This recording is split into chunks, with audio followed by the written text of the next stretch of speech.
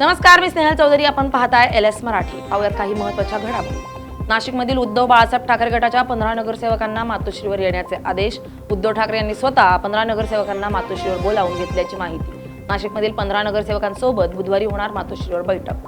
मुंबईच्या चेंबूर झाड दुर्घटना प्रकरणी अहवाल सादर. कंत्राटदाराला 5 लाख तर सल्लागार संस्थेला 2 लाखांचा दंड. पालिका अधिकाऱ्यांना क्लीन चिट. मावळच्या साळुंबरे, दारुंबरे आणि गोडुंबरे येथील SIR अभियानाला वेग. कागदपत्रांसह अर्ज स्वीकारून यांची पडताळणी आणि ऑनलाईन नोंदणीचं काम सुरू.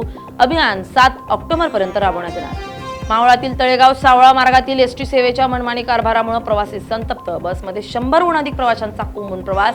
प्रशासनानं तातडीनं मार्गावरील सेवा सुरळीत करावी, प्रवाशांची मागणी.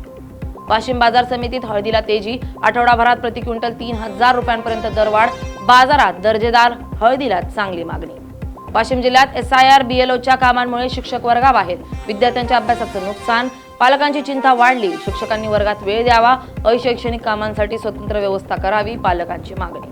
सलग तिसऱ्या दिवशी श्रीरामपूर बंदला उत्स्फूर्त प्रतिसाद. हॉटेल व्यावसायिकाच्या हत्येनंतर बेमुदत बंदची हाक. आरोपींसह आरोपींना मदत करणाऱ्या सूत्रधारावर मकोका कायद्यान्वये कारवाईची मागणी.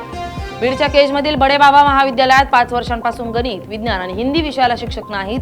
संतप्त पालकांकडून शाळेला कुलूप. 5 दिवसांपासून ठिय्या आंदोलन. बीडच्या राजेगाव परिसरात ऊसाच्या शेतात एका व्यक्तीचा मृतदेह आढळला. कुजलेल्या अवस्थेत मृतदेह आढळल्यानं परिसरात खळबळ. पुढील तपास पोलिसांकडून सुरू. बीडमध्ये सायबर भामट्यांकडून एका IT इंजिनियरची 7,70,000ची फसवणूक. मोठा नफा दाखवत फसवणूक. सायबर पोलिसांकडून आर्थिक फसवणुकीचा तपास सुरू. या होत्या काही महत्त्वाच्या घडामोडी. पाहत राहा LS मराठी, सत्याची नवी दिशा.